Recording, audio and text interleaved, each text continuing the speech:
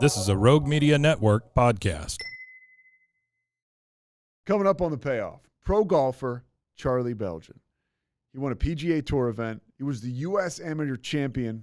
You know who else won that? Tiger Woods and so many other Jack Nicklaus esteemed golfers of that ilk. I love using the word ilk. And Charlie is worth mentioning when you say the word ilk, especially now when you talk about his sobriety. He's been sober for almost 3.5 years, and the dude is on fire. He has a unique experience, almost unlike any other, because of his strength and talent in the world of golf and his accomplishments, and also what he's accomplished in sobriety. He's an open book. We talk about his life. We talk about sobriety. We talk about golf and the pressures he faced and his anxiety on the tour, melting down almost, winning a PGA Tour event. And also, we talk about live golf and PGA golf at the end. It's super interesting if you're a golfer or a golf fan. So you're going to want to stay for the whole bit. But Charlie Beljan is awesome, and he is coming up next. But first, Kevin Souza.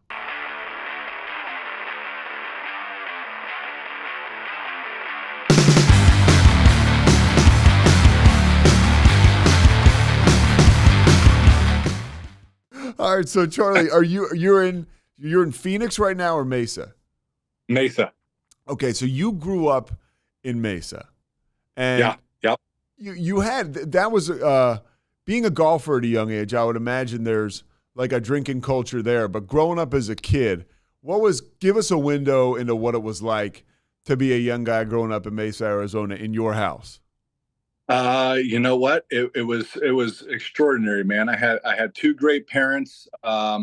We were a member of the country club, but we were barely a member of a country club. I mean, we were scraping by to pay the monthly dues so I could play golf. So it wasn't quite the country club lifestyle. Obviously perfect weather down here, but man, I ran across tough times early. I was in sixth grade when I told my mom that I thought my dad was having an affair. She ended up finding out he was, and then a week later, her dad died, and my mom became a massive alcoholic, drinking 7 to 8 bottles of wine a day, starting at lunch.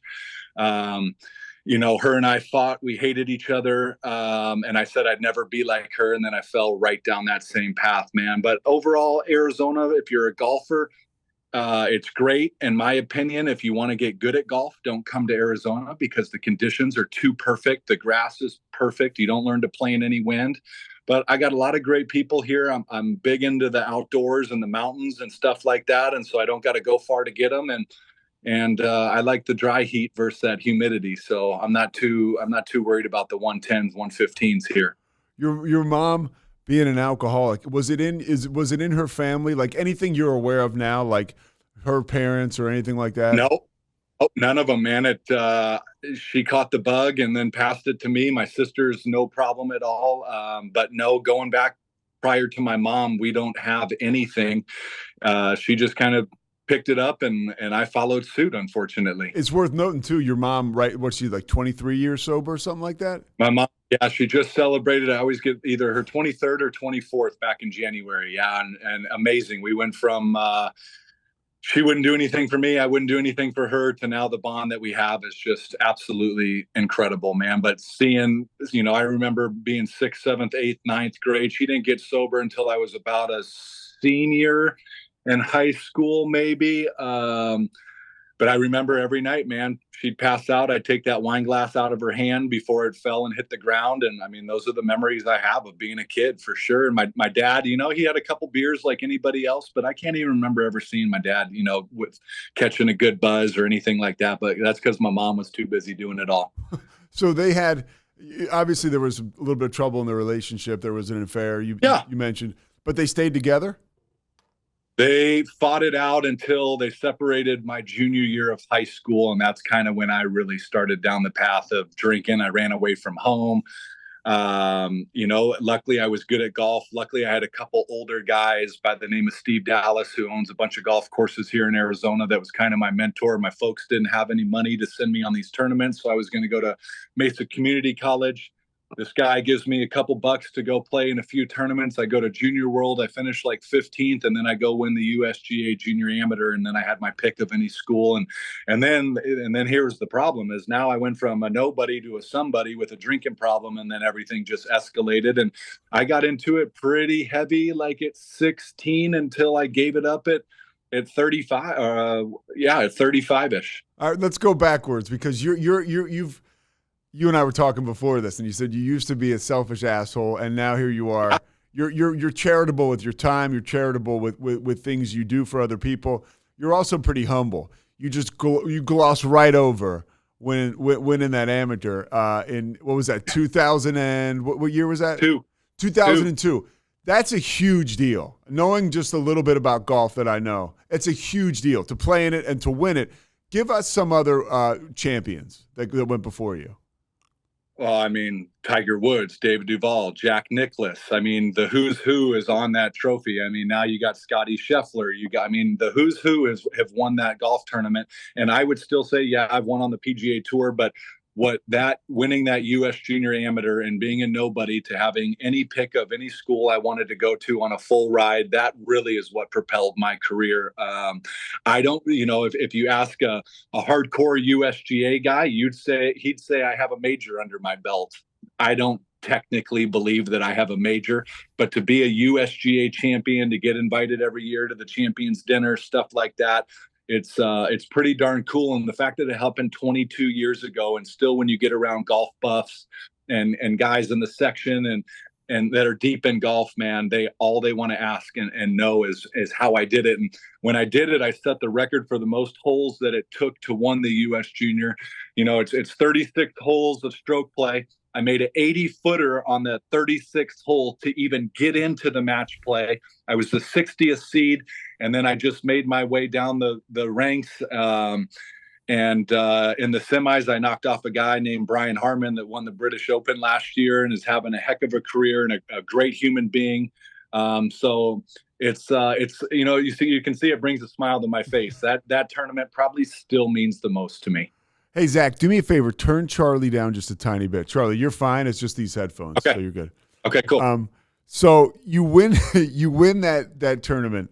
What does that do for your life? I'll go back and talk about how you ended up the first time drinking and stuff. But was there an amount of like a ton of pressure that was mounted on you because you go to New Mexico, which is not. I'm sure you could have gone further away or different places, but you were a little anxious about flying, so you stayed close to home.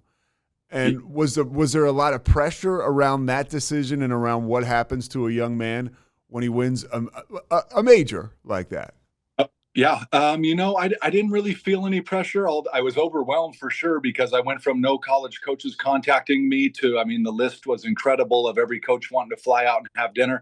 I originally always wanted to be a Florida Gator.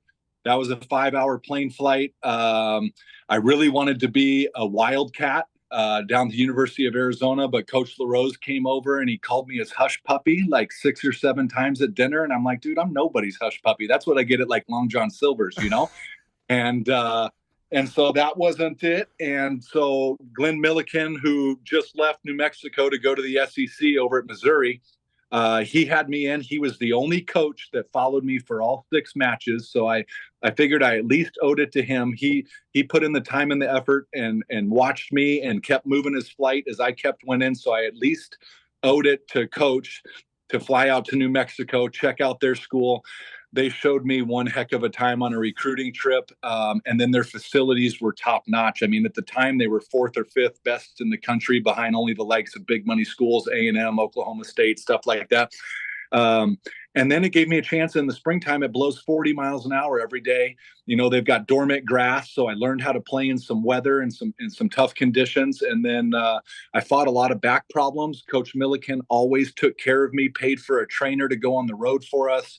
Going to the University of New Mexico was the best decision I ever made. I almost left after my first year because it was, being an Arizona boy, it was a little cold in Albuquerque. We could still play golf.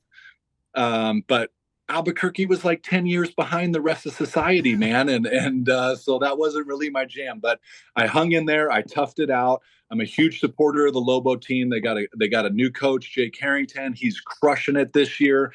I stay in contact. I get back to Albuquerque all the time, but their facilities over there, and with the money that they have, they go to the national championship every year. They put together a heck of a team, man, and I'm proud to be a Lobo for sure. That's pretty awesome. Yeah, and it does get way colder out there than people think. I've been out there for a football game in September. If you catch the wind right and the sun goes down, you can be in trouble. Over. Yeah, the wind worst. So you grew up, obviously in Phoenix, but your grandpa was in Houston, and you used to go and see him, and that's when your career in golf really sort of took flight.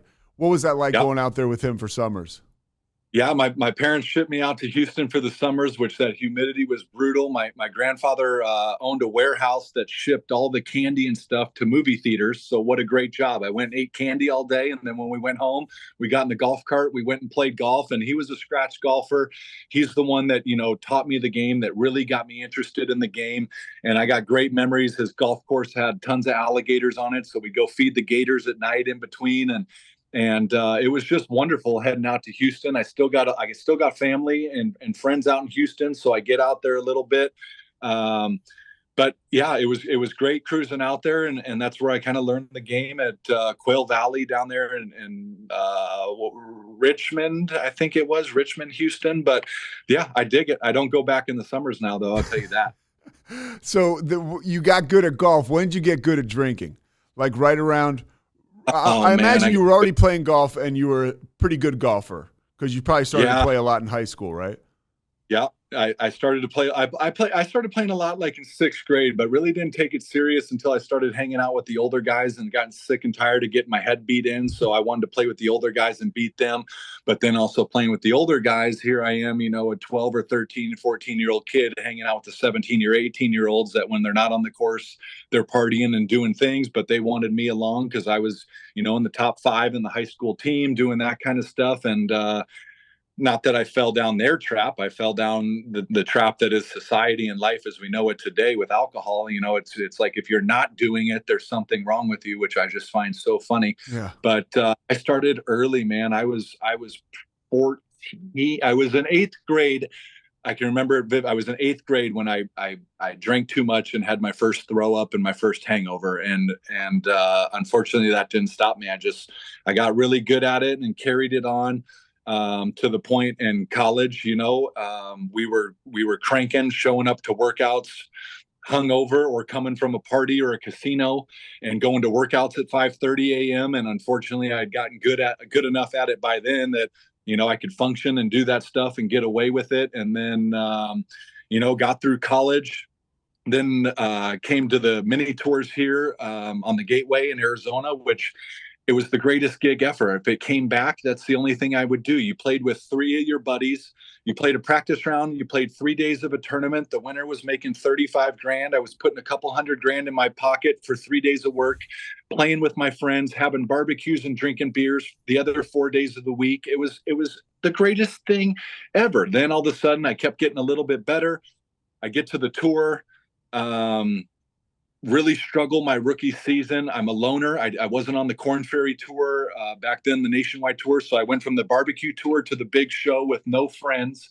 So I started to, self-medicate in the hotel room at night.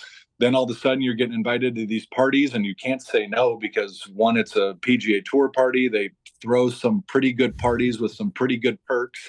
And just one thing led to another, man, to the point where I was shooting airplane models while I was playing to try to, subside the anxiety a little bit. Ended up having to take a break from the tour for mental health because my anxiety got so bad that I couldn't turn the door handle to leave my hotel. Had to have my caddy come and open the door for me in Houston, of all places. Took a break. Then I take a break from the tour. Well, if you go on disability from the tour, they pay you monthly, tax-free, based on how much money you've made. So now I'm sitting at home, moved into a new house, inviting everybody over. The tour's paying me 20 grand a month, tax-free. I'm like, well, this is the greatest gig I've got going. And the snowball kept getting bigger and bigger and going faster and faster downhill, man. And the end point for me, I was the guy that I would fill a water bottle full of Bacardi. I would fill a water bottle full of Diet Coke, put it in my checked bag. When I got to the airport and down to the baggage claim, they waited for you with your courtesy car. You signed your courtesy car. They brought it right up. One of the best perks of the tour, that they bring your car right to the deal. You don't got to deal with rental. And I would also pack a solo cup, and I would get in that courtesy car. And before I even left the airport, man, I had a mixed drink going to wherever I was going, because traveling was such a stressful time for me that I just couldn't wait to get in that car and pour that drink and have it hit my lips, man. And if that doesn't tell you enough about how deep I was, and then it just got deeper and deeper and deeper, and to the point where that was the most important thing to me, man. I was scheduling. I got divorced when my son was 1. I was scheduling when I would get my son based around when I was going to have parties, when the big football games were, because I was responsible when I had my boy, because I didn't want to be that parent, but I unfortunately was planning the time I was going to spend around my son and the time I could party, and trying not to mix them. And finally I was playing the Sedona Open up about 2 hours north of Phoenix, here up in the beautiful Red Rocks. I hit 18 greens. I had 13 three putts because my hands were shaking so bad. And then I got home, and my wife, she looked at me and said, "Listen, we've been together all these years. When I first met you, I knew what I was getting into. I knew it was a party scene." She was a 1-day-a-week drinker. I turned her into a 6-day-a-week drinker just to be able to tolerate me. And she said, I don't want to tell you can't drink anymore. I don't want to make you choose between you and me. And I looked right at her and I said, "You know what? I'm never going to have a drink again." And I had said that a million times over the last decade, but I'm kind of the guy that has the on or off switch. This July, I hadn't smoked a cigarette in 8 years. I'm sitting on the driving range at the Greenbrier in West Virginia, and I've got this terrible cough going, man. And I'm smoking a cigarette, and Tom Watson's hitting balls next to me, and he turns around and he goes, "Do you think that cough would get a little bit better if you stopped smoking those cigarettes?" And I looked at my caddy. My caddy looked at me, and I said, "You know what, Mr. Watson?" I said, "I'm never going to smoke another cigarette again." And I thought my caddy was going to pee his pants, because depending on the day, I could have 1 pack or I could have 3 packs, just depending on how the day went, how the night went. And I've never had another cigarette since, man. So I'm either all in or I'm all out. And unfortunately for the booze part, it just took me a lot longer to get there, because I didn't know how I was going to go to these dinners or these functions or any of that without having a buzz, because I hadn't done it since I was 16. Yeah. So then when I finally got sober, man, I was a super social person. I'm now back to that super social person. But for like a year or two, man, I really struggled to go out, because it's hard when everybody has the buzz and you don't have a buzz. So now I'm the guy that if the party starts at 5:30, I show up at 5:15. And my rule is once you tell me the same story twice, that's my cue to get out of there, So that's just kind of how I roll now. My wife still occasionally, she has a couple drinks 1 night a week. I have no issue with that. I go out with my buddies 3 or 4 nights a week. We play a late 9 holes. They all have a few beers. I have no problem with that. I got no problem being around it. Nothing like that. But it's just I can't control it. Therefore, I just don't do it anymore. What do you say to the guy who listens to this, or the woman who listens to this, like, that plays golf? I mean, I played football and basketball, and when I got done, you didn't step into the locker room and have cold beers like right there. I mean, it's a part of the culture in sports, but in golf, it's right there. That's a part of when you're done, you drink beer. At least like that's the impression I get. How deeply ingrained in the culture is it?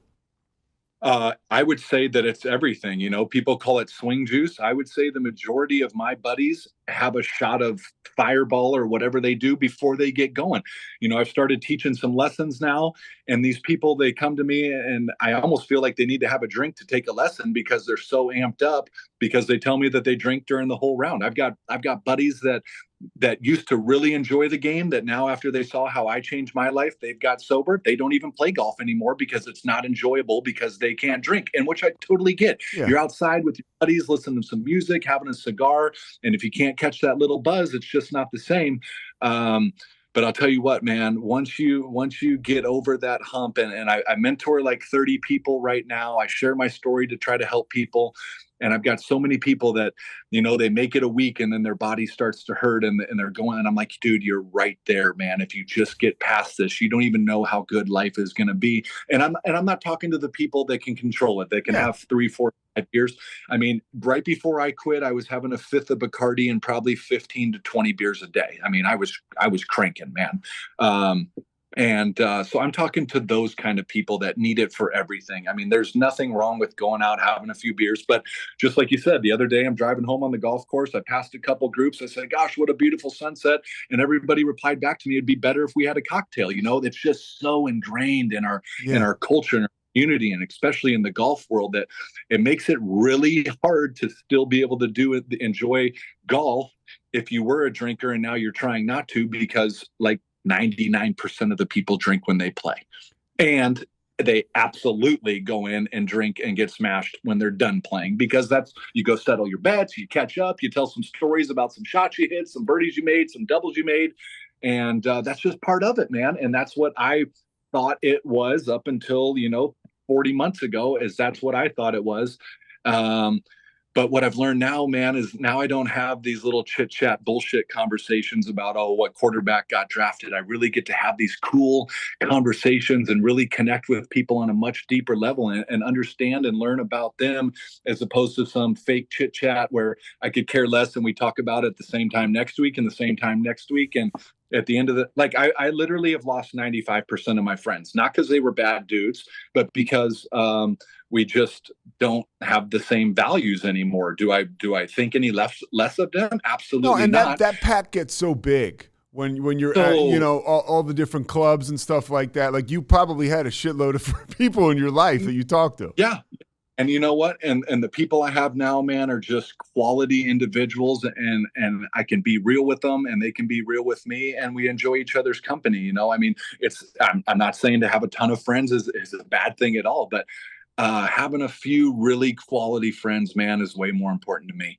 You talk about the tour again. You're very humble. You kind of like go right over it. You had you not many people walking around the planet can say they won a tour event. You did, in 2012, and you did it at the time.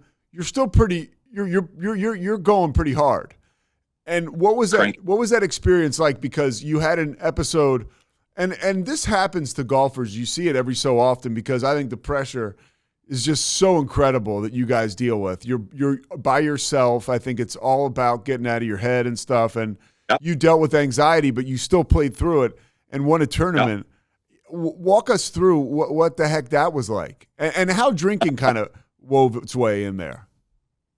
I think first of all, I'll just walk you through the week real quick, but it's the last tournament of the year. I got to make $300,000 to keep my job. I just had my son 2 months ago. I'm a rookie on the tour, and I'm like, holy cow, I worked my whole life to get here. I have my son, and if I don't finish solo third this week or better, I'm going to lose my job. Then what?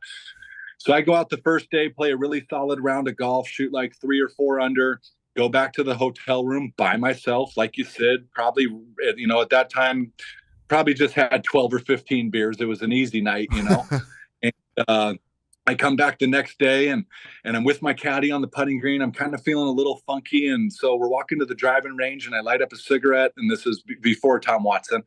And we're walking and I'm taking a drag, and I look at my caddy and I said, something's wrong. I said, my heart's beating, man. And I really don't feel good. So he called the paramedics over and at this time I didn't know what anxiety was, didn't know what a panic attack was, nothing like that. So they called the paramedics over. My blood pressure's through the roof. I'm sweating, but I'm like, dude, I have to play. And especially after playing, I was like in 6th or 7th place after the first round. So I tee off, I eagle the first hole, I birdie the second hole, I birdie the third hole. I shoot like 30 on the front 9, man. And, the saying, beware the sick or hungover golfer, that's what I was. I didn't even realize what I was doing, because literally my heart was beating and I literally thought I was going to have a heart attack. But I couldn't quit. So I just kept going. So at the turn, they called the paramedics back. Paramedics come. My blood pressure is like 210 over like 160, something ridiculous. They're like, you got to quit. I'm like, well, I can't quit. I think I had a couple Snickers bars and a banana. Go to the back. All of a sudden, I make a few more birdies. All of a sudden, the TV camera starts showing up. So my heart starts beating more. The next thing I know, I'm having to sit down and lay down in the middle of the fairways in between shots because I'm shaking so bad that I can't stand up. My caddy's just trying to figure out, Handlebar at the time, he was in his 60s, never won on the tour, but had been out there 30 years. So I was kind of doing it for both of us. I get through the round. I make like a 5-footer for par on the last hole. I shoot 64. I'm leading the golf tournament. I go into the scoring and I just start, actually, as soon as I made the par putt, before I even pulled it out of the hole, I just start crying because the relief that I got through the day. And now I knew that I could go to the hospital and see what was wrong. And, so I go in, I'm crying. All my buddies are coming up to me. Great playing. They see I'm crying. They're like, what's going on? The next thing I know, the ambulance backs up. The TV cameras are in the scoring. They put me on the stretcher. They take me to Arnold Palmer's hospital. I go through every test imaginable until like 5 a.m. the next day. Still got my golf shoes on at 5 a.m. They tell me I'm good to go, but I can't go play. Well, I looked at my agent, Andy Dawson, who was sitting with me. I said, well, we're playing golf, man. I don't have a choice. I'm leading this golf tournament. I have to keep my job. I just had my son. So they told me, it was anxiety or panic attack. They then give me a bottle of Xanax. So I didn't even know what Xanax was. So this is your first experience with that stuff? This is my first experience. So then I go out Saturday and they're like, take one of these before you play and maybe one at the turn. Well, I'm not a real big pill guy. I had some problems with that in college. And so I only take a half a pill, but dang, I felt good. I felt like Charlie. I felt normal. So we make the turn. I go in the porta potty because at this time, I don't even know if Xanax is legal on tour. Yeah. I go into the porta potty. I take another half of Xanax for the back nine. I get done and feeling great. I think I've got like a 2-shot lead. And so me and my agent, we go to this steakhouse there in Orlando, and we're sitting at the bar, and I'm hammering Bacardis, man. And it's like, you think you would learn, dude? Like, you just were in the hospital. Now you're taking Xanax, but you feel good enough that we might as well pound some Bacardis. And this guy sitting next to us, they end up putting me on TV and they're talking about it. And this guy he's like, can you believe this guy? It's just amazing what he's done. And he doesn't have the connection yet. And I said, hey, I think I know that guy. And he looked at me and he looked at the TV and I still stay in contact with him because it was such a moment, man, that this guy's telling me about how incredible my story is and how tough I am. And he's actually talking to me, and so it was pretty cool. But yeah, man, I go through and I ended up winning the golf tournament, keeping my job, and now I've got a 2-year exemption. I've got money for the first time ever in my pocket, and then things really went downhill because once you get in, there's a club for being on the PGA Tour, and then there's a bigger club if you're a winner on the PGA Tour, and then there's even a bigger club if you're a major winner. So now I'm included in this the second to best club that there is. I'm getting invited to things that I never even knew existed. And I just started turning it up more and more and more to the point where it was the only thing that mattered to me. Like I said, I would shoot a few airplane bottles if it got really bad, but come like hole 5 or 6, if I wasn't like under par or even par, like I was like, all right, when can we get out of here so I can quit drinking? And I became the king of withdrawing after 18 holes in one round because I was like, I'm out of it. I want to, spend the next 3 days getting blasted. And it's just, I worked my whole life to get there. And it's so sad that when I got there, that's how I treated it. But you know what? I wouldn't be the person here that I am today if I didn't go through that. So do I regret any of it? Absolutely not. I had the most incredible experiences and great time, but that's behind me. And, the person I am now, man, I wouldn't trade for anything. Charlie, you look different. I mean, like there's a remarkable difference in who you were, unhealthy, out there on the tour, super anxious, Xanax hitting it at the turn, to the guy you are now. And just talking to you, it's the real deal how it just shoots through you. Yeah, man. So I've, people talk about my energy and I really just want to help people and be that nice, friendly guy. I've lost 80 pounds. I was a little pissed off that we had to do 9:45 because you cut into my gym time. So, I'm dedicated to the gym and I enjoy, and I don't do anything, people are like, what golf program? I'm like, I don't lift for golf, buddy. I'm trying to lift some heavy weights, throw them around, but I'm in there every day just for my mental health. Me looking better and feeling better is just a byproduct of it all.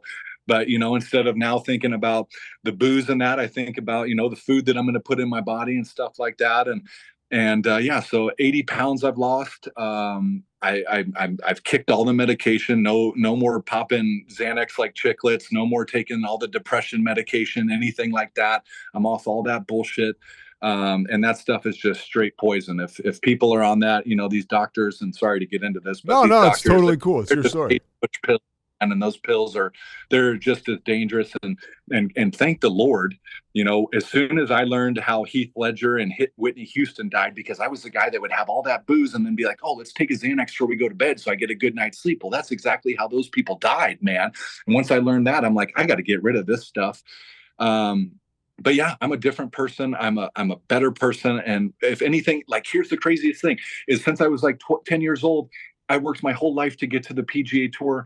Didn't even really consider winning on the PGA Tour. Here I knock out all those things, my childhood dreams, and I'd never been more empty and depressed and miserable in my entire life. When everybody else thought I was doing fantastic and achieving my dreams, I'd never been more alone and disgusted in my life. And now I got rid of all of that, the booze, the golf, and everything like that, which I thought is what made me happy. And now I've never been happier, and I don't have any of that in my life. Yes, the golf, I play 4 or 5 days a week. I teach some lessons, so it's still a very big part of my life. I went down to Chile 2 weeks ago for the Corn Ferry Tour. Would I love to play some events and maybe get back out there? Yes. But I'd love to get out there to share my story on the bigger platform to help people. I don't give a shit about golf. I could really care less. I'm not interested in the money. But if I could reach more people with that bigger platform, that's why I still want to stay relevant. And that's why guys like you and all these other people even reach out to me in the first place, because I achieved this really cool thing that people look up to. And maybe that's why God gave me the golf first, and this now is because otherwise people wouldn't have listened, So I just try to kind of figure out, what I'm supposed to be doing, why I'm in the position that I'm in, and I just try to make the most of it. Yeah, I like 100% and vibing with you there. Like, your experience has already garnered you a place to talk, right? And for people want to hear your story, and it can only grow and grow. I don't think, and you're in it for the right stuff. Like, I don't think it matters how much success you have at golf. Your story is amazing. Now the more success, if you were to make some incredible comeback, which I can tell you got it in you. I can tell. That would even be make for a larger platform, which is pretty cool. When you're on the tour and you're sort of spiraling a little bit, anybody try to pull you aside and say, hey, like, anybody say, like, we're noticing this, like, your behavior or anything like that? I would say when I was about 22 or 23, I mean, for a decade, I had very close, important people to me saying, hey, you're going down the wrong path. You got to stop. But when you're in that position, man, you don't care what they have to say. You think you can control it. You think you're fine. Don't tell me that I'm doing things wrong when I'm winning on the PGA Tour, was my mind. And so I didn't listen, man. My mom begged me forever because she saw me going down the path, this Steve Dallas guy.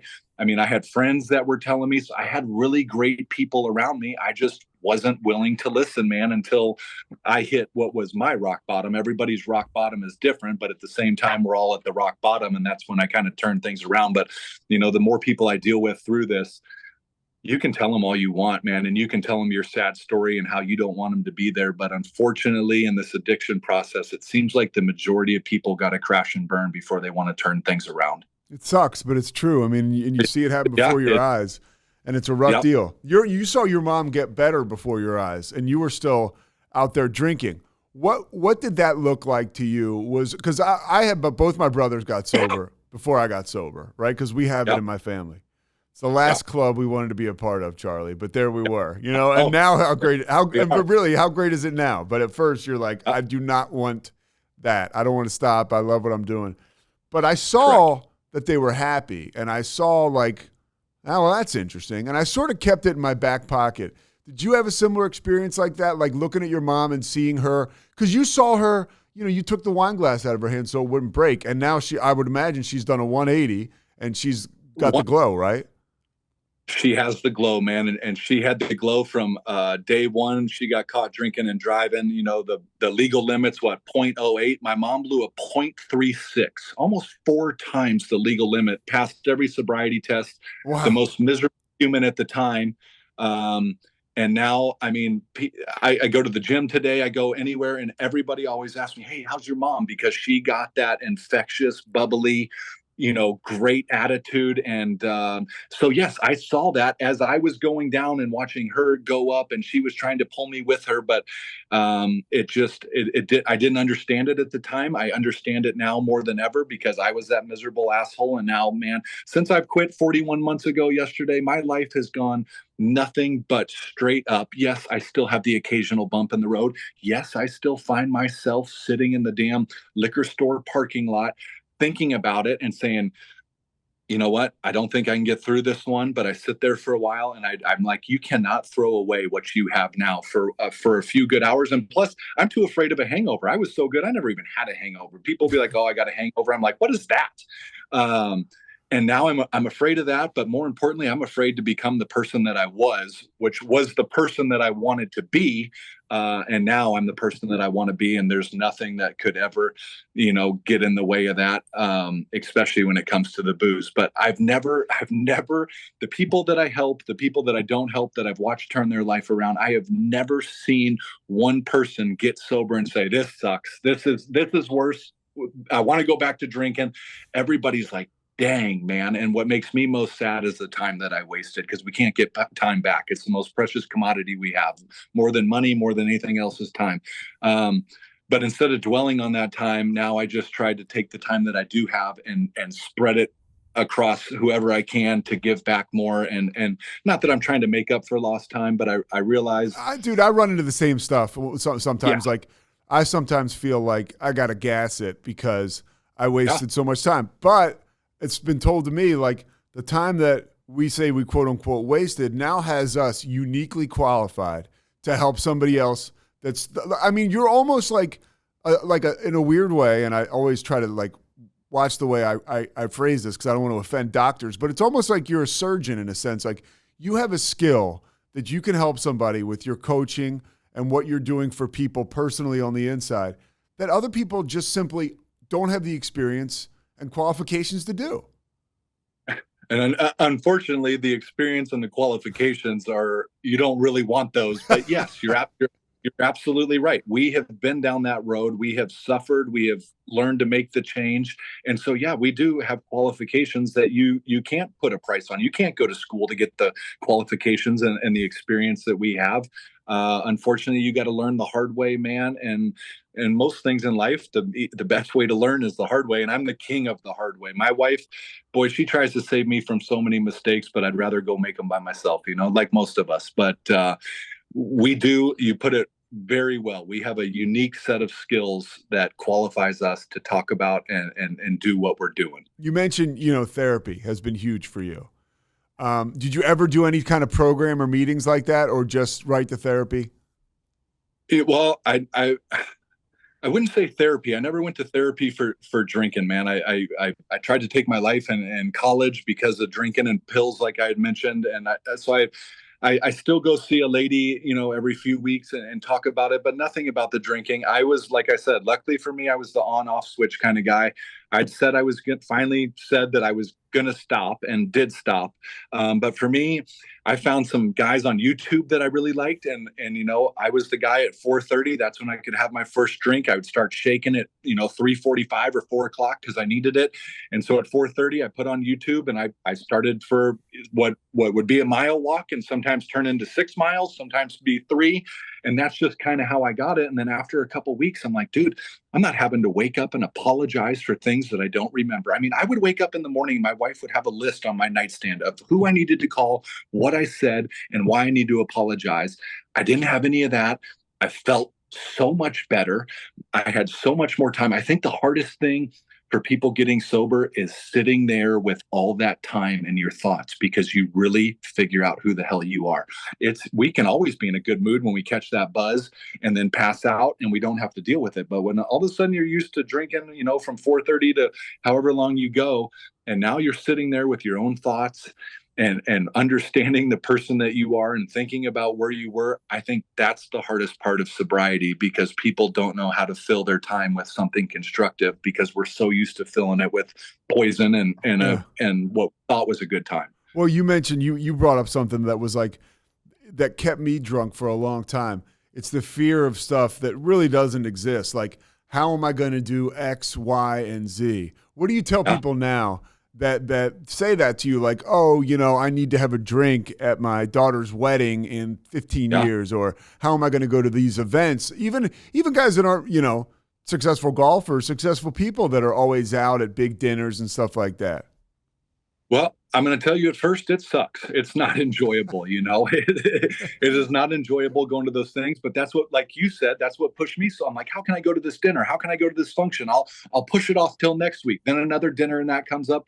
Well, if that's your excuse, then you're going to keep going down that path. So you just have, you're going to go and you're going to feel a little socially awkward for sure. I was Mr. Outgoing. Then I'd go to these dinners and that.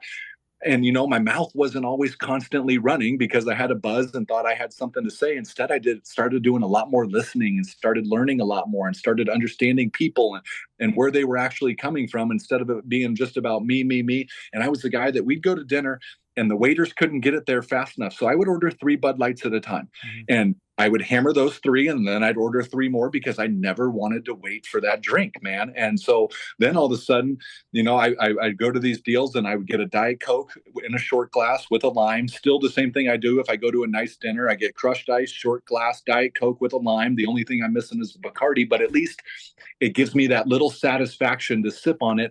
And then more importantly, now I'm to the point where I don't care. But if you do something like that at the beginning, then people aren't asking you, as opposed to carrying around a Diet Coke can when everybody else has a drink in their hand. They're not asking you, how come you're not drinking, blah, blah, blah. So you can avoid all that just by, whatever it is that your drink is, you make it look like that and you just do it. But it's not easy, man. I'm just going to tell you, it's not easy going to those things for a while. Like I said, it took me a year and a half to get over that. And it wasn't that I thought people were judging me for not drinking, or I thought I was making people uncomfortable because I wasn't the same person that I was. In reality, they didn't even care. It was those things that we think about ourselves that we portray and we think that other people are thinking, when in reality they don't care. And what I've really learned through all this is like 99% of these people that you think care or thought care, they don't care one bit. They could care less, for sure. They're more interested in them and what you can do for them or what they can do for you, not necessarily in a good way. And you learn that when you sit and listen, man, and you observe, because now you're coherent and you're present and you're there, and you'd be like, dude, I really thought this guy or girl was a different person. And now I'm like, wait a second here. I'm questioning who I thought they were and who their character is, because now I'm in the right state of mind to do so, but it like I said, it's not easy, but nothing in life worth having is easy. But I'm going to tell you, if 2 weeks, 3 weeks, you will see a substantial difference in your life. And you'll be like, dude, this feels really good. And then you might fall back and have that drink or two. And you wake up and you're like, man, I made a lot of bad decisions. My body isn't working. I don't feel as good as I do. And then for me, that was kind of it. I was like, dude, I feel good. And now I wake up every day. I'm like, yeah, I've got a bounce in my step, as opposed to my head down, walk into the kitchen like, oh, how am I going to get through the day, Yeah, how am I going to get through it? And I would imagine one of the things that you're not, quote unquote, getting through anymore, and I'm not saying you ever totally were, but your relationship with your wife and your kids and your family, like how much more has the strong ties that you've bonded with them, like how much more has that assisted in who you are as a person? It's exactly who I am. I would do anything for my wife and my son. They are the number one priority. I don't miss any practices. Like when I sit there and I'll never coach my kids' team. I watch too many parents ruin it for their kids, not only in golf and stuff like that. So I do not coach my son at all, but I do not miss a practice. I do not miss a game. I'm the only parent there at practice. And I think back, I'm like, dude, I used to Uber to my son's practices with a cooler. That's how ridiculous it was, man.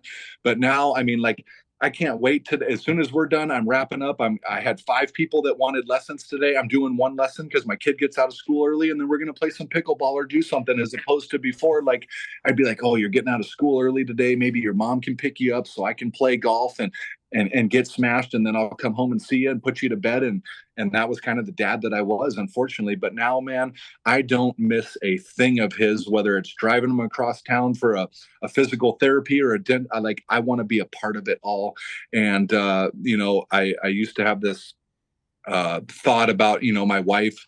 Not that, let me think how I'm going to say this. Not that I ever thought she was with me for the wrong reasons or anything like that. But as soon as I quit drinking, going back to like us being at these dinners and that and not drinking, I really understood how big her heart was and what kind of woman she was, and that she only cared about our family. And there's nothing I wouldn't do for this family. And if anybody threatened it, I'd be the first one to step in. I hate to say this, man, but it went from my last priority to my first priority, man. And there's no second priority that's even close to it. So it has become my family has become what drinking was to me. Drinking was everything. My family was nothing. Now my family is everything, and drinking is nothing. How has your relationship with golf changed? Oh, I'm smiling, man. I used to dude, I was on the tour living everybody's dream, and I hated every second of it. I hated having to do these functions. I hated having to play golf. I hated it being in front of these people. And now, man, my buddies call me. I rarely say no to going out and playing. And it's just, now that I don't fight the depression, I don't fight the anxiety, I don't care about my score. My game has actually never been better than it is right now, which is why I kind of have that urge to get back out there and do it and test it sober. I've never played the PGA Tour sober, man. Like, I did it as a full and so I kind of want to see what I can do. But to be honest, I hate the traveling. I really enjoy being home. I couldn't imagine being away from my boy 25 or 30 weeks a year. That's one of the reasons why I couldn't do it. And yeah, it'd be cool to bring him out one or two. But like, even when I was in Chile 2 weeks ago and my wife is FaceTiming me from his baseball game, the only place I wanted to be was at his baseball game. I didn't care that I was in Chile, had an opportunity. I wanted to be at home. So that's the hardest part for me now. But now, like, I go to these golf courses, I have no pressure because I don't care what anybody thinks about what I shoot, which actually results in lower scores. But now I look at golf courses and I appreciate the golf courses for what they are. And I try to look at the architecture and see why they design the holes where they do. Is before I was like, get me through this, man. There's a pot of gold, meaning a big bottle of Bacardi at the end of my round. Get me through this so I can get there. And now I don't care. Like, I really enjoy playing fast. Like, if it's over 3.5 hours, like, I start to struggle. But if it happens to be 4.5, man, I can kick back, enjoy the sunshine, the clouds, and enjoy the day, as opposed to like, what am I doing? I hate this, get me out of here. I've just learned to enjoy the game and appreciate this talent that I had been given. And I just enjoy it now, man. I really thoroughly do. But and then at the same time, not to get onto another subject, but I think the PGA Tour and the commissioner are pretty pathetic right now, and the way golf in general. Yeah. And the way golf is going, I just think it is a bad place for golf, made by bad decisions at the leadership level. And in my personal opinion, it's pathetic that the players haven't band together and got this together, because it's our tour. These people work for us. But unfortunately, we're in a society right now where everybody just kind of wants to do what they're told because they're afraid of any backlash or standing up for what they believe in. And I opened up 4 or 5 courses, or not 4 or 5, 2 or 3 courses with Greg Norman. I called and begged him for a spot. He told me, you know what, Charlie, sorry, but you don't have the pedigree we're looking for. I can totally understand that. But right now, man, I mean, but you would be totally open, obviously, to playing on the LIV Tour. Oh, 1,000%. I'd be open to playing on any tour, man. But unfortunately, I don't think people. And sorry to veer off. No, this is all, dude. I'm a sports guy, so like here's how this is going to go. Just so I can tell you and your followers, there's going to be a LIV World Tour where the 60 best players are going to play, and they're going to be able to play. They're going to have to play their 12 tournaments. They're going to then be able to play the 4 majors. And then if John Rahm, a Phoenix guy like this, wants to play the Phoenix Open or Torrey Pines, he can. But the PGA Tour is going to be a feeder tour for the LIV Tour. And people said, oh, the Live Tour is only going to be here for a year or so, whatever. Guess what? They're still here. They're getting bigger. They're not plucking off guys that you don't know. They're plucking off major champions, top-notch guys, one after another. And these guys, they're in all these talks. Not only are they getting big money, but they know the roadmap ahead. And unfortunately, these guys, I'm not knocking guys that didn't take the money, and I'm not knocking guys that did take the money. But guys like Justin Thomas, Jordan Spieth, Billy Horschel, these guys that all wanted to stay loyal or whatever, they're going to be playing in the same exact spot, and they missed out on a couple $100 million payday. That's how it's going to go, because oil money is not going to stop. Yeah. They have the players. You can't sit here and tell me that the best players in the world are on the PGA Tour. That's just not the truth. We're 3 years. Who would ever thought we'd see that? Ever. Nobody ever. Their monopoly has been toppled, and now guys want to travel the world in the way that Liv's doing it, with chartered planes and all this other stuff. Yes, I understand that 3 rounds of golf and a shotgun start are not ideal, and that will probably have to change, and I think it will. Just like they're going to land a massive TV contract deal, and when they do, it's a game changer. Just like how there's been some sponsors leaving on the PGA Tour. Nobody wants to fork up $20 or $30 million to have a leaderboard with nobody's name on it. Yeah. So I'm not knocking the tour. I'm saying that, listen, you guys had an opportunity to bring this together. Instead, you wanted to keep your monopoly going, and unfortunately, now you're just self-destructing, and it's hurting everybody. Tiger Woods changed the game. He made it cool. He made everybody interested. Brought a lot of people together. Phil Mickelson changed the game in another way. He brought a lot more money, and everything that dude has said is 100% true. He has not said one thing that has not come true. And so for me, I thoroughly enjoy just watching the debacle unfold. And I know that, there's diehard PGA Tour guys. I was the diehard PGA Tour guy, but listen, I'm a realist. It's a business. You're entitled to your opinion, and it's based on a lot of experience. Money talks, and at the end of the day, if you go to those PGA Tour players, Pat Perez and I always have this talk.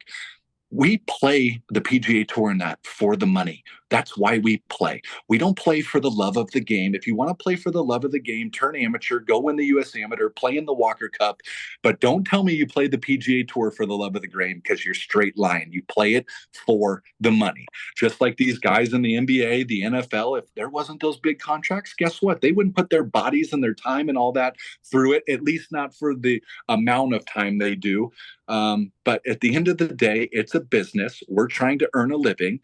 We're doing it for the money, whether you want to say. Let me ask you one more question on this topic. Has the damage been done? Like, is there, you know what I'm saying?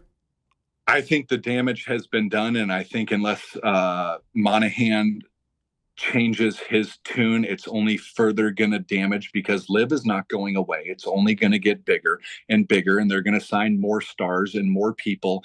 And unless the tour changes their tune, they're going to self-destruct, and they are going to push the players to Live versus the Live or the players wanting to stay with the tour because they see a future ahead. In my eyes, there's a 12 tournament world tour that the 60 best players are going to play. They're going to play the 4 majors, and if they want to play a couple other weeks, it's some of their favorite spots. Cool, they might. But in my opinion, the PGA Tour is now a feeder tour for the Live Tour. Amazing insight. Last question as it relates to sobriety. What do you tell somebody that you're coaching through a life situation that says, hey, Charlie, I cannot stop drinking, but I want to stop? I think it's different for everybody, but everybody that comes to me and says, I can't stop drinking, my life sucks, it's horrible, it's miserable, what can I do? I try to give them the tools, and they come back to me a week later and they're like, I couldn't make it. You're literally, and this is my favorite quote, and I think I made it up maybe, but you're literally one decision and a little bit of discipline away from changing your life. And like I said earlier, change is very difficult. It's hard. It's uncomfortable, but the reward at the end, like I thought I was living the dream playing the tour and doing that, man, only to look now back and see how miserable I was and how sad I was and how depressed I was. Like there is literally a whole nother life, a way better life, a way happier life, a way way everything, your life will only propel straight up if you make the decision and have a little bit of discipline and go through a little bit of discomfort, man. A world awaits you that you doesn't even know exist. One decision, a little bit of discipline away. I've never heard that. I love it. One decision, a little bit of discipline. Charlie Beljan, dude. That's it. You're the man. Hey, thank you, man. I enjoyed it. Yeah, it was awesome. I'll send you a link of this when it goes up. It'll probably go up next week. But dude, I so appreciate it, man. Absolutely, man. All right, brother. Thoroughly enjoyed it. Thank you for your time. And if you ever need anything in the future, you're ever in Phoenix or I'm ever in Waco, I'll reach out. You got it, brother. Thanks a lot, Charlie. All right, have a good one. All right, you too. Thanks so much for listening to The Payoff with Pete. Once again, I'm Pete Souza. And of course, we are part of the Rogue Media Network. All kinds of good podcasts you can find at roguemedianetwork.com. And of course, you can find this podcast and all those other ones wherever you get your podcasts, iTunes, Spotify, other spots like that.